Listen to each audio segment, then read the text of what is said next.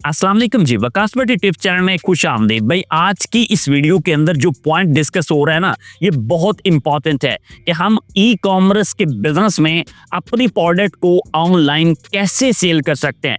In step से हमें गुजरना पड़ता है, वो कौन सी बातें हैं जिनका हमें ख्याल रखना होता है और किन बातों से हमें अवॉइड करना होता है। आप अगर इस वीडियो को मुकम्मल देख लेते हैं तो काफी हद तक आप इस बिजनेस को समझ जाएंगे, आपको ये स्टेप भी क्लियर हो जाएंगे और ये बिगिनर गाइड आपके बहुत काम आने वाली है। चैनल पर नए हैं इसको सब्सक्राइब कीजिएगा, वीडियो पसंद आए तो उसको लाइक भी कीजिएगा। सर, जो प्रोडक्ट सेलिंग का प्रोसीजर है ना, ये सेलिंग से स्टार्ट नहीं होता बल्कि ये आपके प्रोडक्ट सिलेक्शन से स्टार्ट होता है। यानी अगर आपने सही प्रोडक्ट चूज कर लिया तो उसकी सेल ऑटोमेटिकली बढ़ सकती है, क्योंकि राइट प्रोडक्ट इन डिमांड होती है, लोग उसको सर्च कर रहे होते हैं, लोग उसको बाय करना चाहते होते हैं और बिजनेस के अंदर सही टाइम पे सही प्रोडक्ट लॉन्च करना ही पहली स्ट्रेटजी होती है। उसी के मुकाबले में अगर आप एक आउटडेटेड प्रोडक्ट पकड़ लेते हैं तो जाहिर है उसके ऊपर आपकी कॉस्ट बढ़ सकती है, आपकी जो एफर्ट है वो बढ़ सकती है। सो आपका जो पहला वाइज डिसीजन होगा वो ये कि आप एक राइट प्रोडक्ट की तरफ जाएं। अब आपके माइंड में ये भी क्वेश्चन आ रहा होगा कि आखिर हम राइट प्रोडक्ट को चूज कैसे कर सकते हैं, प्रोडक्ट हंटिंग कैसे कर सकते हैं। तो भाई साहब, ये भी मैं आपको इन शॉर्ट बताता चलता हूँ। आप गूगल ट्रेंड्स के यूज कर सकते हैं, आप अमेज़न बेस्ट सेलर को देख सकते हैं, या इस तरह के और कई सारे टूल्स हैं, उनको आप स्टडी कर सकते हैं। अच्छा, एक चीज और ज़हन में रखिए कि जब हम प्रोडक्ट चूज कर रहे होते हैं तो दो बातें आपके माइंड में मस्ट होनी चाहिए। एक ये कि जो प्रोडक्ट है ये प्रॉब्लम सॉल्विंग होनी चाहिए, और दूसरा जो आपका बायर है उसके इंटरेस्ट के अकॉर्डिंग होनी चाहिए। यानी आपको आपकी मार्केट के अंदर पता होगा, आपको अपने प्लेटफॉर्म के अकॉर्डिंगली पता होगा कि आपका बायर किस एज का है, तो आप जो प्रोडक्ट सेलेक्ट कर रहे हैं तो उस एज के अकॉर्डिंगली आपने सेलेक्ट करनी है। अगर आप कोई रैंडम प्रोडक्ट उठा लेते हैं तो वो कंपैरेटिवली डिफिकल्ट हो सकती है। आपने छोटे छोटे से टेस्ट करना है स्केलिंग करने से पहले, ताकि आपको प्रोडक्ट की समझ आ जाए। इसके बाद सर आपको चूज करना होता है एक अच्छा प्लेटफॉर्म, चाहे आप अपनी वेबसाइट उसके लिए बना लें या किसी ई कॉमर्स के प्लेटफॉर्म के ऊपर चले जाएं। Choice is yours. जैसे ई कॉमर्स के कई सारे प्लेटफॉर्म मौजूद हैं, आपके पास अमेज़न है, द्राज है, तो इस तरह की कई सारी मार्केट प्लेसेस मौजूद हैं जिनके ऊपर आप अपनी स्टोर को लॉन्च कर सकते हैं।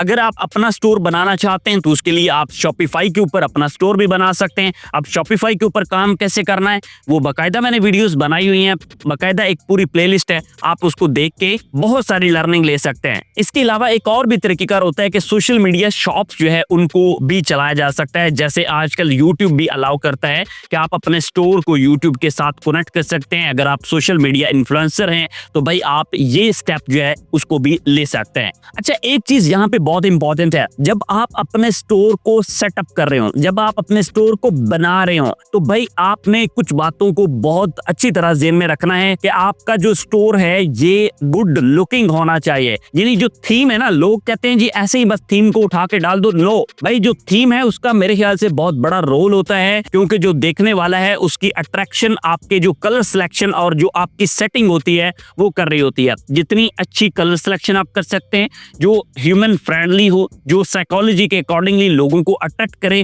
ताकि आपका यूजर, आपका विजिटर जो है वो आपकी वेबसाइट के ऊपर रुके। इसके साथ साथ जो आप अपनी प्रोडक्ट के ऊपर इमेजेस डाल रहे हैं, उन इमेजेस की क्वालिटी बहुत अच्छी होनी चाहिए, हाई रेजोल्यूशन होने चाहिए, इमेजेस ब्लर ना हो, जो मैसेज, जो पिक्चर आप दिखाना चाहते हैं वो भाई लोगों के सामने एज इट इज जानी चाहिए। अब नेक्स्ट स्टेप ये होता है कि हमने अपने स्टोर के ऊपर ट्रैफिक कैसे लेके आना होता है। इसके कई सारे तरीके हैं जिनको हम आजमा सकते हैं और स्टेप बाय स्टेप हम एक्सप्लोर कर सकते हैं कि कौन सा तरीका हमारे स्टोर के लिए ज्यादा इफेक्टिव है। जैसे आप अपने स्टोर की एसईओ कर सकते हैं, इंटरनल और external, on page off page, इन दोनों तरीकों को आप यूटिलाइज कर सकते हैं। उसके अलावा कई सारे सोशल मीडिया प्लेटफॉर्म्स के ऊपर एड्स लगाए जा सकते हैं। सोशल मीडिया के थ्रू आप अपने जो अकाउंट्स बनाए हुए हैं, जो आपने अपने पेजेस बनाए हुए हैं, उनके ऊपर आप अपनी प्रोडक्ट की पब्लिसिटी खुद से कर सकते हैं। अच्छा, बहुत सारे लोगों को ये लगता है कि जब आपने एक ऑर्डर गेन कर लिया, कस्टमर को प्रोडक्ट आपने सेंड कर दी तो भाई आपका काम खत्म हो गया। नो भाई, यहाँ पे खत्म नहीं होता। इसके बाद आपका स्टेप स्टार्ट होता है सर्विसेज वाला, यानी जो आपकी सर्विसेज है ना आफ्टर सेल, ये बहुत ज्यादा मैटर करती हैं। कस्टमर को प्रोडक्ट पसंद नहीं आया, भाई वापस लें। कस्टमर को आपकी कमिटमेंट कस्टमर के साथ पूरी नहीं हुई तो भाई उससे माजरत करें और उसको पूरा करें। तो इस तरह की चीजें जो है वो बहुत ज्यादा इंपॉर्टेंट होती है। अब ये करना क्यों जरूरी है, इस चीज को समझें। एक दफा तो क्लाइंट आ जाता है, कस्टमर आके एक दफा खरीद लेता है, अगर उसको आपका बिहेवियर अच्छा नहीं लगा, आपने उसके अकॉर्डिंगली चीज को नहीं भेजा, तो भाई वो दोबारा आपके पास नहीं आएगा। वो क्या करेगा, किसी और प्लेटफॉर्म को चूज करेगा। यानी आपने अगर रिटर्न व्यूअर अपना बढ़ाना है, रिटर्न कस्टमर बढ़ाना है, तो उसके लिए जरूरी है कि आपकी जो सर्विसेज हैं वो स्ट्रॉन्गर होनी चाहिए। आप अपना एक फीडबैक भी ले सकते हैं, क्लाइंट को आप राब्ता करके आप उनसे पूछ सकते हैं कि आपने प्रोडक्ट खरीदा था, आपको कैसा लगा। तो इससे क्या होता है कि जो सेटिस्फेक्शन है वो बढ़ती है। दूसरा, आपको भी पता चलता है कि भाई आपकी प्रोडक्ट में क्या खूबी है, क्या खामी है, आप उसके अकॉर्डिंगली उसको अपग्रेड कर सकते हैं। अच्छा, कुछ ऐसी मिस्टेक्स होती हैं जिनसे आपने एज ए बिगनर सेलर जो है वो अवॉइड करना है। अब ये मिस्टेक्स क्या होती हैं, जो बिगनर सेलर होता है वो चीजें कॉपी पेस्ट कर रहा होता है। नो, कॉपी पेस्ट करने से आप वो रीच, ये वो वैल्यू या वो नाम कभी भी पैदा नहीं कर सकते। इस वजह से जब भी काम करें, ऑथेंटिक और रियल और अपना ओरिजिनल काम जो है उसको आपने लेके चलना है। स्टार्टिंग में बहुत सारे सेलर्स जो है वो जो कस्टमर का फीडबैक होता है उसको इग्नोर कर देते हैं। नो भाई, आपने कस्टमर के फीडबैक को लाइट नहीं लेना, आपने उन बातों को पॉजिटिव लेना है, उसकी क्रिटिसिज्म को पॉजिटिव लेना है और देखना है कि क्या आप में वो खामियां हैं। अगर वो खामियां हैं तो उनको आपने इंप्रूव करना है, अपने आप को बेटर करना है, प्रोडक्ट को बेटर करना है, पैकिंग या जो भी चीजें कस्टमर के अकॉर्डिंगली खराब जा रही हैं आपने उनको ठीक करना है और अपने आप को वक्त के साथ साथ अपग्रेड मस्ट करना है। एक और मिस्टेक है जिससे भाई आपने बचना है कि एड्स लगाने से पहले आपने एक स्मॉल लेवल की टेस्टिंग लाजमी करनी है। आई होप कि आपने यहाँ तक इन सारी बातों को समझ लिया। अच्छा, मुझे आपने कमेंट सेक्शन में बताना है कि आप इस वीडियो को कहाँ से देख रहे हैं, आपने अपना स्टोर जो है वो कहाँ पे बनाया हुआ है, ताकि मैं भी आपको समझ सकूं। और आपका कोई भी क्वेश्चन हो यूट्यूब कमेंट में पूछिएगा।